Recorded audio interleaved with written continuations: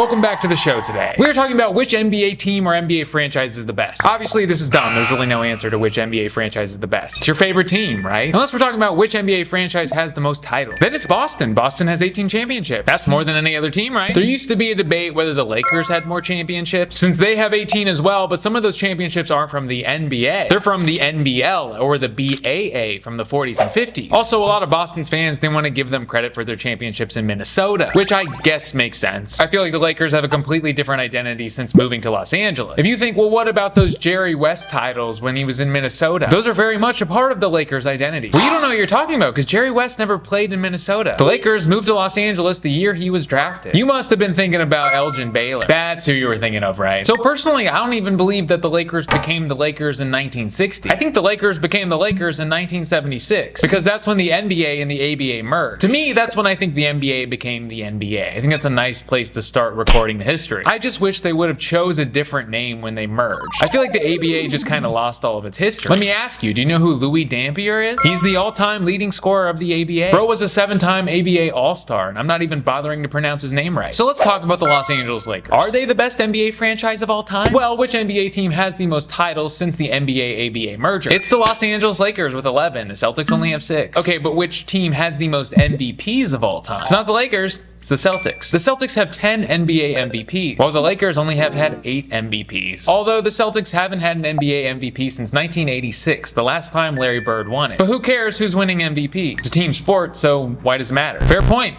I don't know. Just something to talk about. Let's go with the real judge of value and what's important in life. Money. Which franchise has a higher valuation? It's actually a very easy question to answer, since both franchises sold a portion of their equity last year. The Grosbecks just sold the Celtics for $6.1 billion, which is the largest acquisition in NBA history. Matter of fact, it's the largest acquisition in sports history. Pretty impressive, right? Yeah, sure, but then Mark Walter comes along and buys the Lakers for $10 billion, or acquires a portion of the Lakers, valuing it at $10 billion.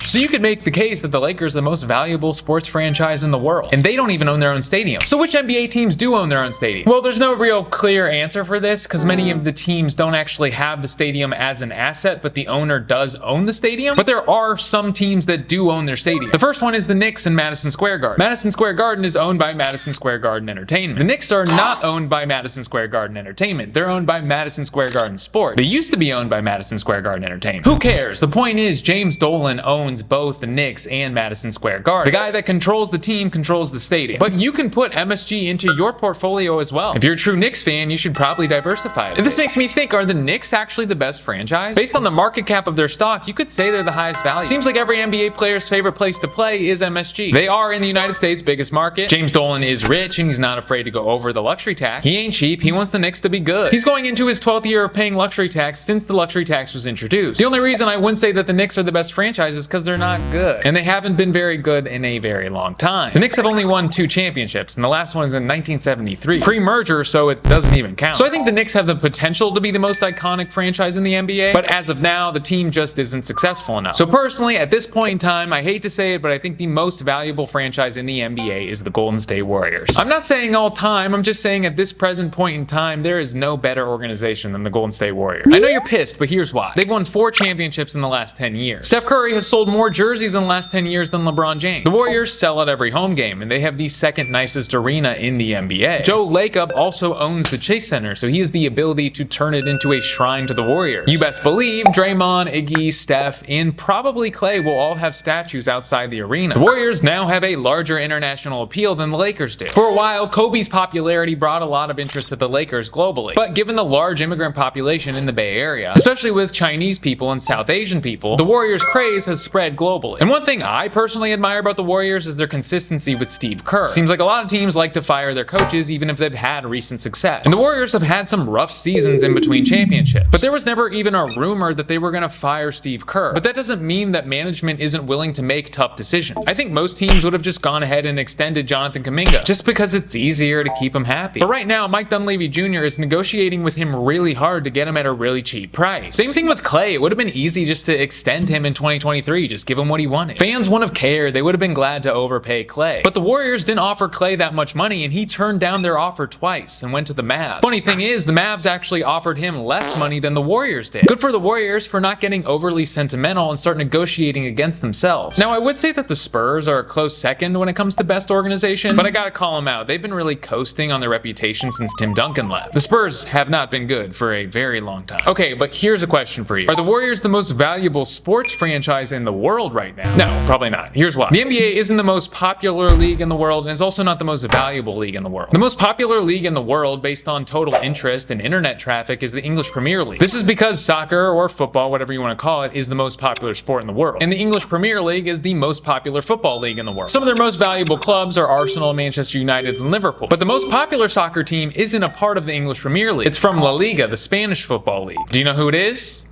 I mean, I kind of gave it away with the Spanish league thing. It's Real Madrid, according to Forbes. Real Madrid does $1 billion in revenue every year. That's a lot more than the second runner-up, Manchester United. So I believe the reason these clubs are so popular is because they have players from all over the world. Some of the best players that ever played for Real Madrid are not from Spain. Cristiano Ronaldo, their leading goal scorer, is from Portugal. The second leading scorer is Karim Benzema. He's a French dude. So Real Madrid has enough money to buy every country's best player. And football fans are going to support their countryman even if he's not playing in their country anymore. So French people and Portuguese people become fans of Spanish soccer clubs. But the counterpoint to this is that the NFL generates more revenue than any league in the world, even though it's not very popular worldwide. And the reason being, as Americans, we love to buy shit. We're a big country with a lot of money and we like to consume. So the highest valued sports franchise in the world is the Dallas Cowboys, even though most people in the world wouldn't even recognize the logo. So what is the most poorly run NBA franchise? And it's hard to say because it depends what metric you use. Two teams I'd like to point out are the New Orleans Pelicans and the Charlotte Hornets.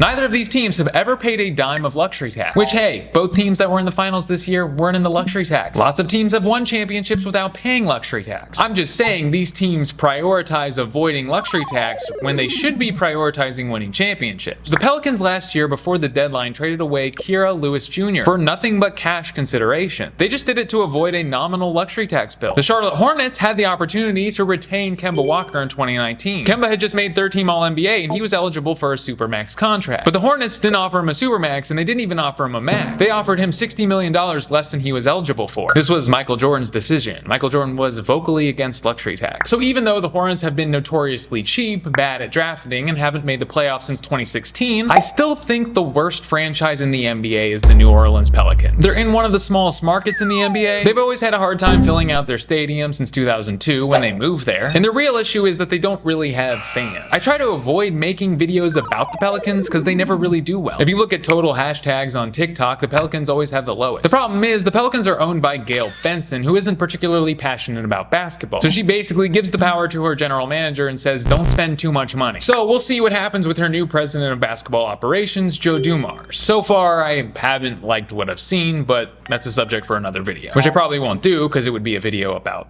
the Pelicans. All right, thank you for being here, and thank you even more for liking the video. And then thank you even more for joining the Patreon. If you join the Patreon, those are my favorite children. I love all of them. I love you too for watching the video though. Leave a comment if you'd like. I usually reply to them. So be good to your mammies.